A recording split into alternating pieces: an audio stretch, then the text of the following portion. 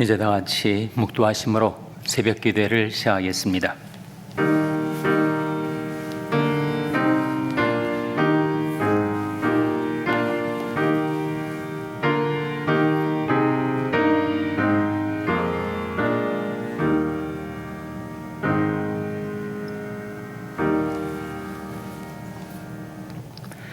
의인은 종려나무같이 번성하며 레바논이 백향목같이 발육하리로다.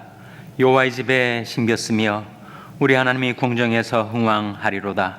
늙어도 결실하며 진액이 풍족하고 빛이 청청하여 여호와의 정직하심을 나타내리로다. 여호와는 나의 바위시라. 그에게는 불의가 없도다. 아멘. 하나님 아버지 감사합니다. 오늘도 저희에게 생명을 주시고 호흡을 주시고 믿음을 주시고 건강을 주시고 하나님 앞에 가까이 나올 수 있는 은혜를 베풀어 주신 것을 감사드립니다. 베푸신 은혜를 미워 하나님께 드리는 저희의 경배와 찬송과 기도와 간구를 받아 주시옵소서. 성령과 말씀을 보내셔서 저희들을 양육하여 주시고 바르게 하여 주시고 여호와의 집에 심겨진 푸른 감람나무와 같이 날마다 번성하며 풍성한 열매를 맺어 하나님께 영광 돌리는 삶을 살게 하여 주시옵소서. 메마른 저희들의 심령 위에 하나님 성령의 단비를 부어주시기를 바라옵고 예수님의 이름으로 기도하옵나이다. 아멘. 찬송가 172장 부르시겠습니다. 172장 찬송하시겠습니다.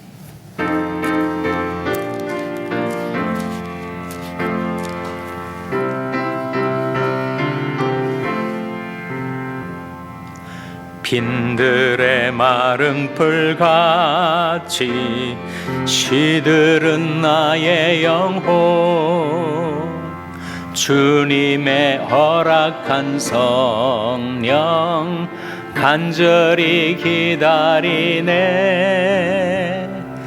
가물어 메마른 땅에 단비를 내리시듯 성령의 단비를 부어 새 생명 주옵소서. 반가운 빗소리 들려 산천이 춤을 추네. 봄비로 내리는 성령 내게도 주옵소서. 가물어 메마른 땅에 단비를 내리시듯 성령의 단비를 부어 새 생명 주옵소서. 철 따라 우로를 내려 초목이 무성하니 갈급한 내 심령 위에 성령을 부소서. 가물어 메마른 땅에 단비를 내리시듯 성령의 단비를 부어 새 생명 주옵소서. 참되신 사랑의 언약 어길 수 있사오랴. 오늘의 흡족한 은혜 주실 줄 믿습니다. 가물어 메마른 땅에 단비를 내리시듯 성령의 단비를 부어 새 생명 주어. 3절 철 따라 우로를 내려 초목이 무성하니 갈급한 내 심령 위에 성령을 부소서. 가물어 메마른 땅에 단비를 내리시듯 성령의 단비를 부어 새 생명 주옵소서. 아멘. 하나님의 말씀은 에스겔서 17장 7절에서 10절의 말씀입니다. 구약성경 1173면 에스겔서 17장 7절에서 10절의 말씀을 찾아서 교독하시겠습니다. 에스겔서 17장 7절에서 10절의 말씀입니다. 또 날개가 크고 털이 많은 큰 독수리 하나가 있었는데 그 포도나무가 이 독수리에게 물을 받으려고 그 심긴 두둑에서 그를 향하여 뿌리가 바라고 가지가 퍼졌도다. 그 포도나무를 큰 물가 옥토에 심은 것은 가지를 내고 열매를 맺어서 아름다운 포도나무를 이루게 하려 함이었음이니라. 너는 이르기를 주 여호와의 말씀에 그 나무가 능히 번성하겠느냐?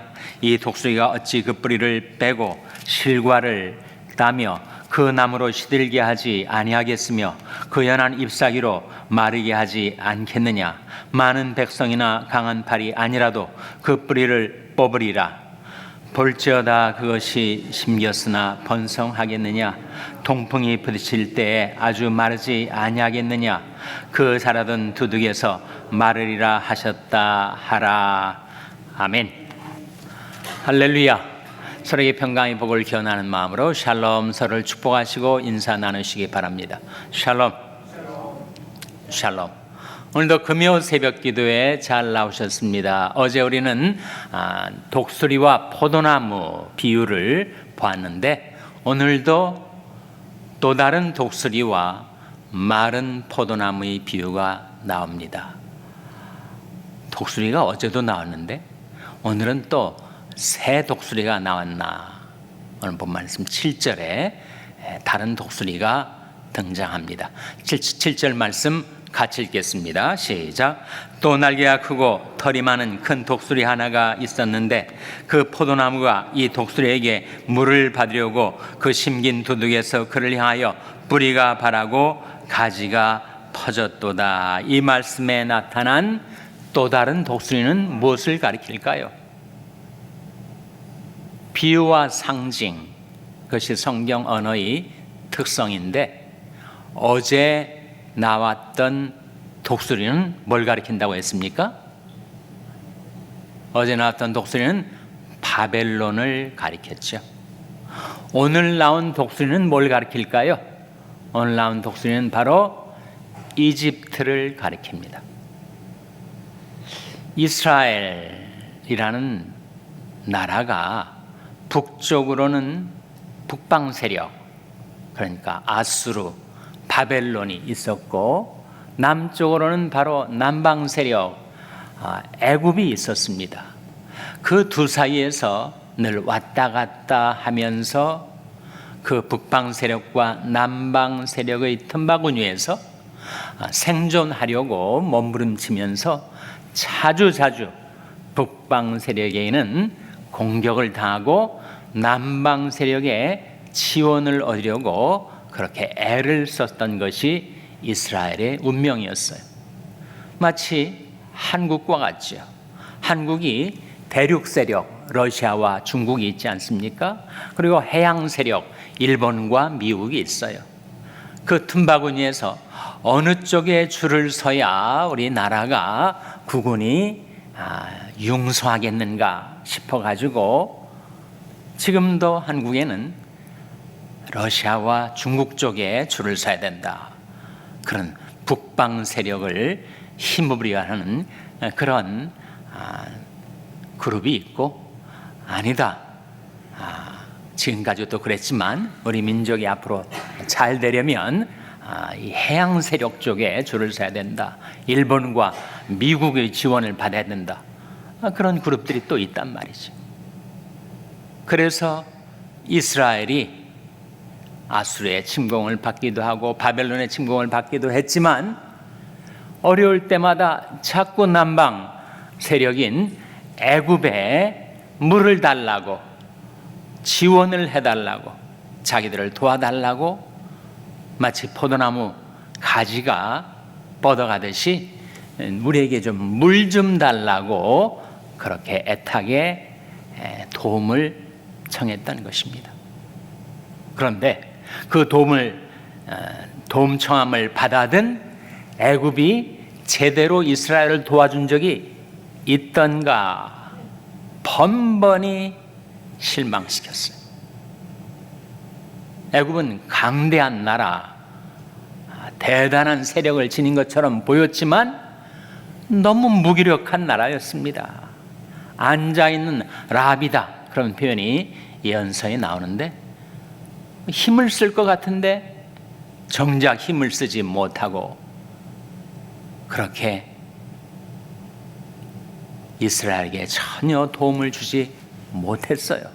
그래서 오늘 본 말씀에 보시면 그렇게 그 다른 독수리 애굽을 향하여 물을 달라고 도움을 청했던 그 포도나무가 살겠느냐?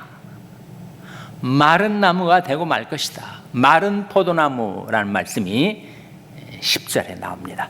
10절 말씀 다시 한번 같이 읽겠습니다. 시작. 볼지어다 그것이 심겼으나 번성하겠느냐? 동풍이 부딪힐 때에 아주 마르지 아니하겠느냐?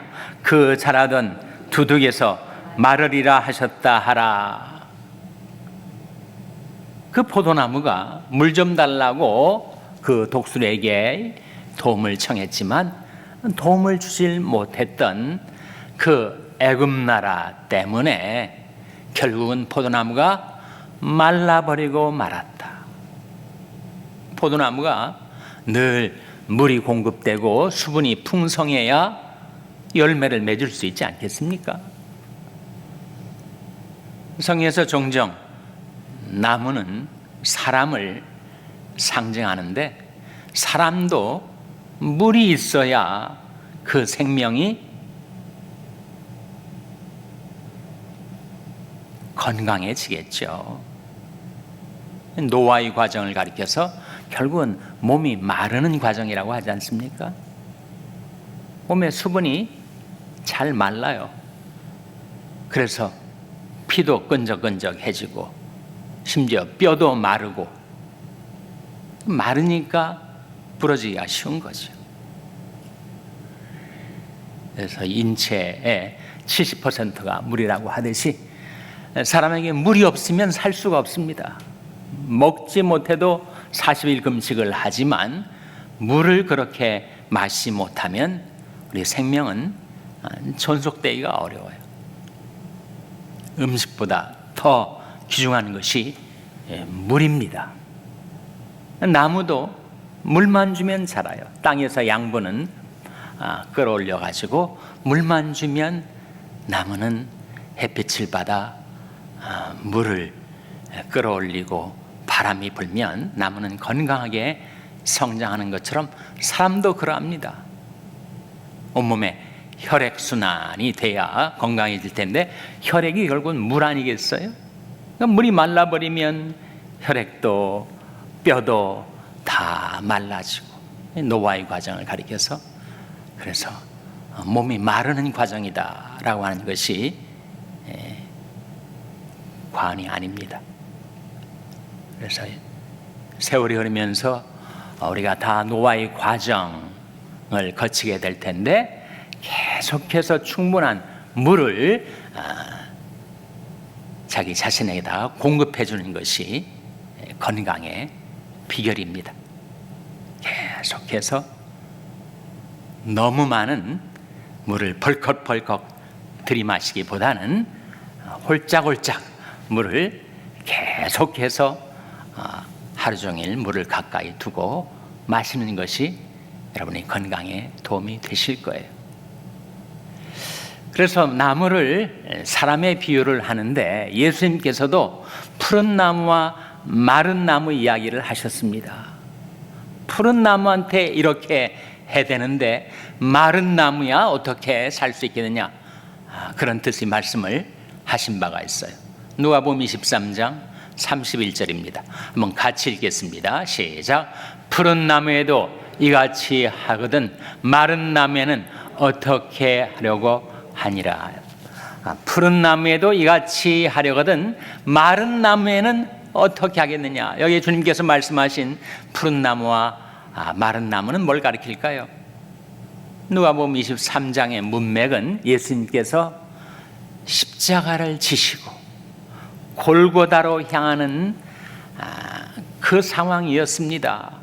예수님을 믿고 따르던 여성들이 슬피 울면서 십자가를 지고 골고다로 향하시는 주님을 따라갔을 때 예수님께서 돌이켜 보시면서 나를 위하여 울지 말고 너희와 너희 자녀를 위하여 울라, 이렇게 말씀하시면서 저들이 바로 이 로마의 정권과 유다의 교권이 야합을 해서 주님한테 이런 몹쓸 짓을 행하고 핍박을 하고 주님을 사지로 몰고 가고 있는데, 저들이 푸른 나무에도 이같이 하였으니 마른 나무에야 더 어찌 심하게 하지 않겠느냐.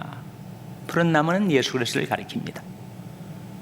마른 나무는 하나님을 떠난 인생들을 가리켜요. 사람이 생수의 근원이 되는 하나님을 떠나게 되면 말라버리고 맙니다. 인생이 마른 나무가 되면 심판이 말 때 그 심판의 불에 순식간에 다 타버려 무너져 내리고 마는 거죠. 죄가 없으신 주님, 흠이 없으신 주님, 생명력이 넘치던 우리 푸른 나무이신 주님에게도 그들이 그렇게 했다면 죄악투성인 죄덩어리인 마른 나무 같은 인생들에게는 어떻게 되겠는가. 이 말씀이 한 세대가 이루기 전에 이루어져서 주 70년의 유대 전쟁에 의해서 예루살렘이 다 불타 무너져 내리고 맙니다. 예수님께서 이 푸른 나무와 마른 나무 이야기를 여기서 말씀하신 것입니다. 그러나 우리가 생명의 근원이신 하나님께 붙어 있으면, 우리는 가지고 주님은 참 포도나무이신데 우리가 주님께 붙어 있으면 주님께로부터 계속 수분과 양분과 진액을 공급받아서 어떻게 되는가? 늙어도 결실할 수 있습니다. 시편 92편 14절 말씀에 같이 읽겠습니다. 시작. 시편 92편 14절 말씀 시작. 늙어도 결실하며 진액이 풍족하고 빛이 청청하여, 이 말씀 가운데 늙어도 결실하며 진액이 풍족하고 빛이 청청할 수가 있다. 어떻게 하면? 생수의 근원 되시는 하나님께 그 뿌리를 뻗쳐 주님을 의지하여 그 물을 공급받으면, 그러면 늙어도 결실하며 진액이 풍족하고 빛이 청청하여 여호와의 정직하심을, 하나님의 영광을 나타내는 삶을 살게 된다. 그것이 우리가 바라는 비전 아니겠습니까? 세월이 흘러서 내 몸이 노화의 과정에 들어와서 몸이 마르고 늙어가는 것처럼 느껴도 늘 하나님께로부터 풍성한, 마치 물된 동산과 같이 풍성한 물이 공급이 되니까 빛이 청청하고 진액이 풍족하고, 그래서 늙어도 결실하게 되는 삶이 우리 앞에 열려져 있다. 그런 말씀이죠. 예레미야 17장 8절에 나온 말씀 우리 한번 같이 읽겠습니다. 시작. 그는 물가에 심기운 나무가 그 뿌리를 강변에 뻗치고 더위가 올지라도 두려워 아니하며 그 잎이 청청하며 가무는 해도 걱정이 없고 결실이 그치지 아니함 같으리라. 물가에 심기운 나무, 물가에 심겼으니까 아무리 주위가 가뭄이 닥쳐오고 더위가 극심해서 물이 없는 것 같아도 물가에 있으니까 물가에 심기운 나무가 그 뿌리를 강변에 뻗치고 믿음을 가리키죠. 그래서 더위가 올지라도 두려워 아니하며 가뭄은 해도 걱정이 없고 결실이 그치지 아니함 같으리라. 왜? 가뭄 중에 극심한 더위 가운데서도 이 나무가 결실을 맺게 되는 거예요. 바로 그 뿌리를 물가에 강변에 뻗치고 있기 때문에 그 뿌리를 강변에 뻗치다. 믿음을 가리키는 거 아닙니까? 믿음. 역시 예레미야 17장 8절 말씀도 하나의 비유와 상징인데 정말 물가에 심은 나무처럼 늘 그 뿌리를 강변에 뻗치고 더위가 올지라도 두려워 아니하고 가뭄은 해도 걱정이 없고 결실이 그치지 아니하는 삶을 살게 되는 그 비결이 무엇인가? 그것을 그 문맥에서 밝히고 있습니다. 누가 물가에 심은 나무처럼 계속해서 물을 공급받을 수가 있는가? 그 비결을 그 문맥 바로 앞선 구절에서 밝혀주고 있어요. 예레미야 17장 7절 말씀입니다. 같이 읽겠습니다. 시작. 그러나 무릇 여호와를 의지하며 여호와를 의뢰하는 그 사람은 복을 받을 것이라. 누가 복을 받을 거라고요? 여호와를 의지하며 여호와를 의뢰하는 그 사람. 누가 물가에 심은 나무와 같이 그 뿌리를 강변에 뻗치고 산다는 거예요? 여호와를 의지하며 여호와를 의뢰하는 그 사람. 그 사람은 복을 받고 더위가 올지라도 두려워하지 아니하고 그 잎이 청청하고 가뭄은 해도 걱정이 없고 결실이 그치지 아니하는 삶을 살게 된다. 다시 한번 누가 그렇게 된다고요? 여호와를 의지하고 여호와를 의뢰하는 그 사람. 그 사람은 물가에 심기운 나무와 같은 사람이다. 어제도 독수리와 포도나무 이야기를 했는데 오늘도 또 다른 독수리와 마른 포도나무 비유가 나오고 있습니다. 하나님이 우리에게 주시는 말씀, Every moment I water you. 매 순간마다 내가 너에게 물을 준다 하는 말씀이에요. 이사야 27장에 나온 말씀 아닙니까? 하나님은 우리에게 매 순간마다 물을 주고 계시고 우리 편에서 해야 될 일은 뭐예요? 매 순간마다 Every moment I trust in you. 매 순간마다 저는 하나님을 의지합니다. 매 순간마다 하나님은 우리에게 물을 주시고 우리는 매 순간마다 하나님을 의지하며 살고 그는 물가에 심은 나무가 그 뿌리를 강변에 뻗치고 더위가 올지라도 두려워 아니하며 그 잎이 청청하며 가뭄은 해도 걱정이 없고 결실이 그치지 아니함 같으리라. 하나님의 말씀이 우리에게 보여주는 바대로 하나님은 우리에게 매 순간마다 물을 주십니다. 말씀을 공급해 주세요. 우리 편에서 해야 될 일은 매 순간마다 하나님을 의지하고 의뢰하며 사는 것. 그래서 여러분이 물가에 심은 나무가 되어 더위가 올지라도 두려워하지 아니하고 그 잎이 청청하고 가뭄은 해도 걱정이 없고 결실이 그치지 아니하는 그런 푸른 나무가 되시기를 주님의 이름으로 축원합니다. 기도하시겠습니다. 오늘 말씀 기억하며 하나님, 저희들이 하나님이 주시는 말씀의 물을 풍성히 받아 푸른 나무가 되고 건강한 나무가 되고 풍성한 열매를 맺는 인생을 살게 해주시옵소서. 기도하시기 바랍니다. 우리 자녀들을 위해서 기도할 때 하나님, 저희 자녀들이 믿음으로 하나님의 말씀을 받고 하나님을 날마다 순간마다 의지하며 사는 자녀들 되게 해달라고 자녀들의 신앙을 위해서 기도하시기 바랍니다. 병상에 낙한 지체들의 치료와 회복을 위해서 기도해 주시기를 바랍니다. 우리 샬롬 교회가 하나님이 기뻐하시는 풍성한 열매를 맺혀드리는 포도나무가 되게 해달라고 기도해 주시기 바랍니다. 여러분이 생업을 위해서 기도하시고 미랄의 남가주 미랄의 이종희 목사님을 위하여 케냐의 이인선 교사님을 위하여 기도해 주시길 바랍니다. 하나님 저희들 긍휼히 여기사 성령으로 충만케 하여 주시옵소서. 이런 제목들 넣고 우리 합심해서 1분간 기도하겠습니다.